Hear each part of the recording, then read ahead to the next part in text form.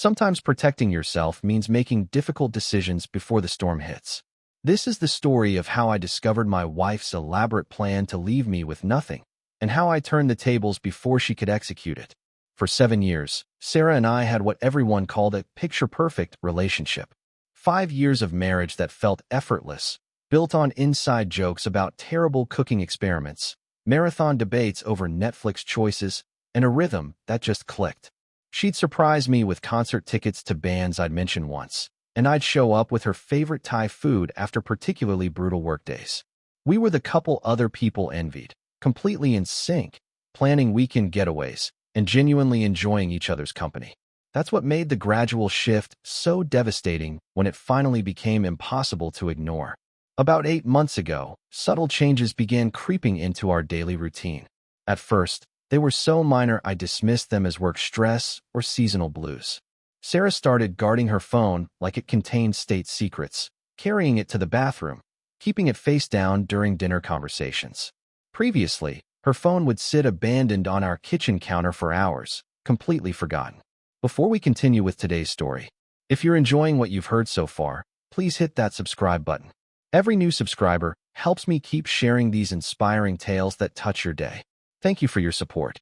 When I jokingly asked if she was coordinating some elaborate surprise party, she laughed nervously and mumbled something about work emails becoming more frequent. Fair enough, her marketing job could be demanding. But then came the password protection, something she'd never bothered with in all our years together. Just being more security conscious, she explained when I casually mentioned it. You hear all these horror stories about identity theft. The phone calls started next. Sudden exits to take calls in our bedroom or on the back deck, always with vague explanations about a coworker having drama or family catching up. These weren't her usual chatty conversations with friends. They were hushed, urgent exchanges that stopped abruptly when I entered the room. Our once flowing conversations became stilted and awkward. When I'd bring up future plans, maybe a summer vacation to that cabin we'd bookmarked, or whether we should finally renovate the guest bathroom, she'd give noncommittal responses and quickly change subjects. The woman who used to plan our lives 6 months in advance suddenly couldn't commit to dinner plans for the following week. The breaking point came on a Thursday evening in late October. I'd been running errands downtown and decided to surprise Sarah at the coffee shop where she'd mentioned meeting her college friend Amanda. When I arrived, she wasn't inside chatting over lattes. Instead, I found her pacing outside, phone pressed to her ear, speaking in tones I'd never heard before. From my car, I caught fragments. Almost everything's in place, and fresh start is so close now. The knot in my stomach tightened as I watched her gesticulate with an intensity that seemed completely disconnected from any casual conversation. When she came home an hour later, I asked about her coffee date, trying to keep my voice light and conversational. "Oh, Amanda was going through relationship drama again," she said without missing a beat. Same old complaints about her boyfriend being emotionally unavailable. The lie hit me like a physical blow. I'd just watched her have what appeared to be a serious planning session, and she was spinning fairy tales about someone else's love life. 2 days later, she brought up something that made my blood run cold. "I've been thinking we should organize our financial information better," she said while sorting through mail. "You know, get all our account details, passwords, and important documents in one secure place." This was completely out of character. In 5 years of marriage, we'd maintained mostly separate finances with just a joint account for household expenses. Why the sudden interest in consolidating everything? "What kind of emergencies are you worried about?" I asked, trying to sound casual while alarm bells screamed in my head. "Nothing specific," she replied, her tone rehearsed.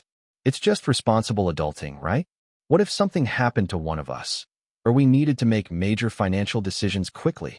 Her reasoning sounded logical on the surface, but combined with everything else I'd observed, it felt calculated. Too convenient. Too perfectly timed. That weekend, while Sarah visited her sister in Portland, I decided to examine our joint account statements. What I discovered made my hands shake. Small, irregular withdrawals over the past 6 weeks. Nothing dramatic enough to trigger alerts, but consistent enough to form a pattern. Money was disappearing for reasons I couldn't identify or justify. Rather than confront her immediately and potentially tip my hand, I called my college roommate Derek, who'd become a family law attorney in Seattle. "Look, I'm not saying something catastrophic is definitely happening, he said after I'd outlined my concerns. But you're not paranoid for wanting to protect yourself. If you're genuinely worried about safeguarding your assets, now's the time to act. Better to be over-prepared than caught completely off guard. He walked me through legal strategies for asset protection, straightforward procedures that would ensure my financial security if my worst fears proved accurate. Making the choice to protect my assets felt like admitting our marriage was already over. It meant acknowledging that the woman I'd trusted completely might be orchestrating something that would leave me financially devastated. Every document I reviewed, bank statements, investment portfolios, the house deed, felt like a betrayal of the love we'd once shared.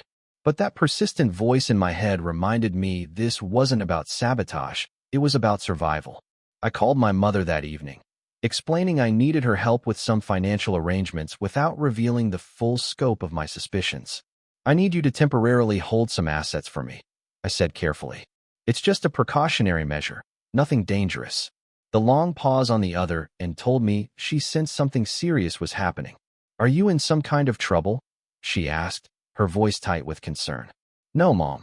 Just being careful about something that might become complicated. Of course, sweetheart. Whatever you need. Over the next week, I systematically transferred the majority of our assets, savings, investments, even the house, into an irrevocable trust under my mother's name. I kept enough in our joint account to maintain normalcy, but everything else was legally protected. The process felt surreal, like I was preparing for a war I hoped would never come. Sarah seemed oblivious, coming home each evening with kisses and suggestions for weekend activities. If anything, she seemed more affectionate than she'd been in months, which only deepened my suspicions. Interestingly, she never mentioned organizing our finances again. After I'd questioned her timing, the subject vanished completely, as if she'd realized pushing too hard might raise red flags. 3 weeks after I'd finished the asset transfers, Sarah initiated the conversation on a quiet Sunday evening. She turned off the television, faced me on our couch, and delivered the words I'd been dreading. I think we should get divorced. Her tone was eerily calm, almost businesslike, as if she were discussing grocery lists rather than dismantling our entire life together. She spoke about needing personal space, wanting to rediscover her individual identity, and feeling like she'd sacrificed too much for our relationship. I've given up so much for this marriage, she said, finally showing some emotion. I deserve better than what I've been getting. The accusation stung. I'd spent years prioritizing her happiness, supporting her career changes, relocating closer to her job despite my longer commute, sacrificing vacation plans so she could attend expensive wellness retreats. I'd listened to her work frustrations, family drama, and random anxieties. I wasn't perfect, but I genuinely tried to be a supportive partner. As she explained her reasoning, she mentioned something that made everything click into place. A friend has been helping me see things more clearly. They've shown me I don't have to settle for this. There it was, the mysterious influence I'd suspected. Someone had been encouraging this decision, coaching her through the process. I didn't argue or beg. Instead, I simply nodded and said, "If that's how you feel, we should figure out next steps." She seemed surprised by my calm acceptance, but I was already mentally preparing for whatever came next. The divorce papers arrived the following Tuesday, and they were comprehensive. Sarah wasn't just seeking separation, she wanted half of everything. The house, my savings, investment accounts, and even my car. Additionally, there were vague spousal support clauses that made no sense given her substantial marketing salary. These weren't the demands of someone seeking a fair split. They were the calculated moves of someone planning to walk away with maximum financial benefit. Determined to understand who was influencing her decisions, I began investigating. Through her social media activity, I noticed a pattern of interactions with someone named Marcus, frequent likes, supportive comments, and what appeared to be inside jokes. His profile revealed he was a 32-year-old business consultant who'd posted photos at the same downtown coffee shop where I'd seen Sarah having her mysterious phone conversation. The timing was too coincidental to ignore. When I reached out to mutual friends for information, most were evasive or claimed ignorance. But eventually, our friend Jessica called me back with crucial information. "I probably shouldn't be telling you this," she said nervously, "but Sarah's been spending a lot of time with this guy Marcus from her networking group. From what I understand, He's been giving her advice about the divorce proceedings. The final piece of the puzzle fell into place when I decided to confirm my suspicions directly. I parked near Sarah's new apartment one Saturday afternoon and waited. Sure enough, she emerged with Marcus, walking closely together with the unmistakable body language of people who were more than just friends. The first mediation session was tense from the moment we entered the conference room. Sarah's attorney arrived with a thick binder of demands, presenting them as completely reasonable requests for someone who'd sacrificed so much for the marriage. When it was our turn, my lawyer calmly placed a stack of documents on the table. Before we proceed with any settlement discussions, everyone should review these asset transfer records, he said. Sarah's attorney picked up the papers, his confident expression quickly shifting to confusion and then concern as he read through the legal documents. What exactly am I looking at here? He asked. These documents show the transfer of all major assets into an irrevocable trust under my client's mother's name, my lawyer explained methodically. The transfers were completed several weeks before the divorce filing, and the trust structure is completely legal and binding. The room fell silent. Sarah grabbed the papers from her lawyer's hands, her face flushing as she scanned the notarized signatures and official dates. This can't be legal, she said, staring at the documentation that proved otherwise. Then she turned to me, her expression transforming from disbelief to fury. You planned this, she hissed. You knew I was going to file, and you orchestrated this whole thing to screw me over. I remained silent, letting the legal documentation speak for itself. Her lawyer, clearly frustrated by the development, asked my counsel to elaborate. My attorney methodically explained how the transfers were ironclad, properly dated, legally notarized, and completely unassailable. There was nothing they could challenge. The mediation ended with her lawyer mumbling about needing to reassess strategy, but everyone knew they had no remaining options. Following the mediation disaster, Sarah's composure completely shattered. The calls started immediately, dozens of voicemails that alternated between tearful apologies and rage-filled accusations. First, she tried the remorseful approach. I think I made a terrible mistake. We just need to talk this through like adults. When I didn't respond, the tone shifted dramatically. You're being vindictive and cruel. This isn't the man I married. She began telling people our divorce was fake, either an elaborate prank or a relationship test that had gone too far. When friends questioned the logic of filing actual legal paperwork for a joke, she changed her story again, claiming she was the victim of my emotional manipulation. Some people initially believed her narrative, sending me concerned messages about how devastated she seemed. But the truth has a way of surfacing.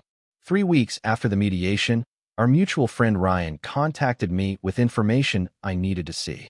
Through a complex web of shared connections, he'd obtained screenshots of text conversations between Sarah and Marcus that revealed the full scope of their planning. The messages were damning. Sarah, once the settlement goes through, we'll have everything we need for the new house. I just need to make him feel guilty enough to agree to my terms. Marcus, don't back down now.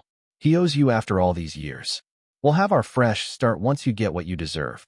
Reading those exchanges felt like a punch to the gut. This hadn't been an emotional decision or a woman seeking personal fulfillment. It was a calculated scheme designed to financially devastate me while funding her new life with Marcus. Ryan shared the screenshots with a few close friends, and the evidence quickly circulated through our social circle. Sarah's carefully constructed victim narrative crumbled overnight as people realized the extent of her deception. Friends who'd initially defended her began distancing themselves. Even her family members reached out to apologize for believing her version of events without question. Marcus disappeared from the picture as soon as it became clear Sarah wouldn't be walking away with a substantial settlement. Whatever promises he'd made about their future together evaporated once the financial incentive vanished. By the time our divorce was finalized, Sarah had been left with only her personal belongings. Her aggressive legal strategy had backfired completely, and the trust structure I'd established with my mother remained unbreakable. The constant calls and messages eventually stopped. The last few were desperate pleas for reconciliation. Can't we just start over? I'll do anything to fix this. But some betrayals cut too deep for forgiveness. The trust that had taken years to build had been shattered by months of calculated deception. Today, I'm rebuilding my life in the same house where we'd once planned our future together. My mother helped me repaint the rooms and rearrange furniture, creating new memories in spaces that had been tainted by betrayal. I have my assets, my peace of mind, and something I'd lost during those final months of our marriage: the ability to trust my own instincts. The red flags I'd noticed, but initially dismissed, had been accurate warnings of the storm approaching. Sarah became a closed chapter in my life story, one I no longer read or regret ending. The rest of my story is mine to write, and for the first time in years, that feels like a gift rather than a burden. Trust your instincts when something feels wrong in your relationship. Protecting yourself isn't about being vindictive. It's about recognizing when someone's actions don't match their words and taking appropriate precautions before it's too late.